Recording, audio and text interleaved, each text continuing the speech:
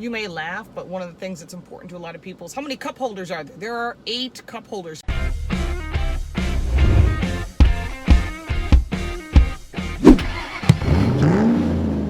Welcome to Car Coach Reports. I'm Lauren Fix.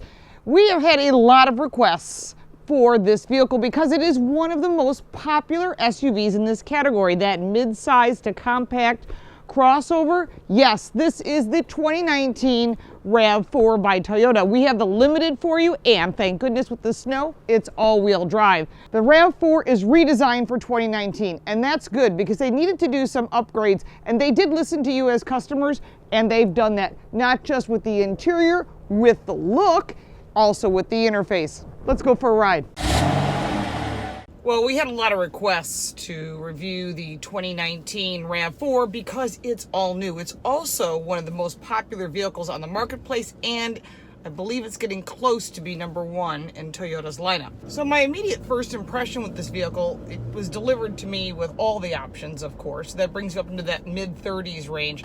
At entry level on the new Rav4 is around 25, and I'm sure somewhere in the middle is their sweet spot, the popular spot where they sell the trim levels. There are 5 different trim levels. They're all powered by the same motor, no matter what you have, unless you're getting the hybrid, which is coming out in the future, and I'm sure we'll get one, and we'll review it for you. In the eco mode, it's loud. It's currently in normal mode. I think that's pretty loud, I think, for a vehicle that is pretty popular. But other cars in this segment are loud as well. And for me, I guess I'm a little spoiled. I like a quieter interior so you can have a conversation with the people in the back.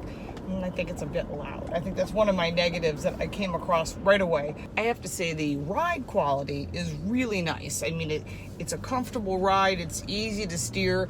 It does not have a great tight turning radius. Other vehicles have better turning radiuses. And so you're going to have to drive it and see if it meets your needs. I suggest you pull it in and out of a parking spot. You'll know right away. Now, as far as seating comfort itself, the driver's seat has 2-way lumbar. Great. Up, down, in, out, all's awesome. But the passenger side has nothing. So needless to say, it doesn't pass my test. However, the vehicle itself has a lot of positives to it. I love the soft touch interior, really nice with the brown stitching, and then the darker color on the dash. They did a really nice job with that. Everywhere you touch is soft, except for maybe like the A-pillar. You can hear plastic, but you know, what do you want? The price point is what it is. The center screen in front of me has got nice gauges. I like when you change it to the different modes. Whether it's sport, it turns red.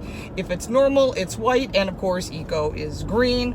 And if you put it into snow mode, it has a green and white with little snowflakes. I think that's pretty cool. And again, this is something that you're going to be able to use this every day if you want to go camping, if you got to take the kids to soccer, whatever it might be. This would be a vehicle that you could use every day because it's a lot of flexibility. Now, in the second row, there's plenty of leg and headroom. They hear what you say when you complain about previous generations, and they upgrade it every time they can. And in this case, they've done a great job making it very spacious in the second row. Now, going to the back, of course, I had to do my run to Costco and a bunch of grocery store stuff, so I figured I'd show you how much stuff I was able to pack in back. That's quite a bit. When you shift your vision to the middle, you have this really nice, large screen, which is an improvement for Toyota versus their previous ones where they didn't even have Apple CarPlay. Now they do a Bluetooth connection and everything. So I have to say they've done a great job with their center screen, and there are buttons. Yes, because one of the things that drives many people crazy are these smooth screens, and you run your finger over it and you change a station and you have to get back to it.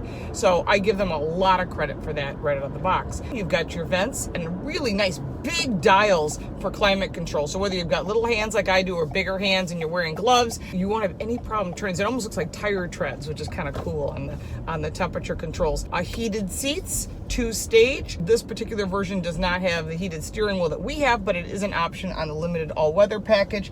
And of course, you can get ventilated seats, which I think is important to a lot of people, depending upon where you live. You've got connections to plug in your phone or use a regular outlet. Going further back, you have your standard Prindle, as we call it, and then of course all your gauges and dials to change everything, including a mud and sand and a rock crawl mode. Maybe small rocks.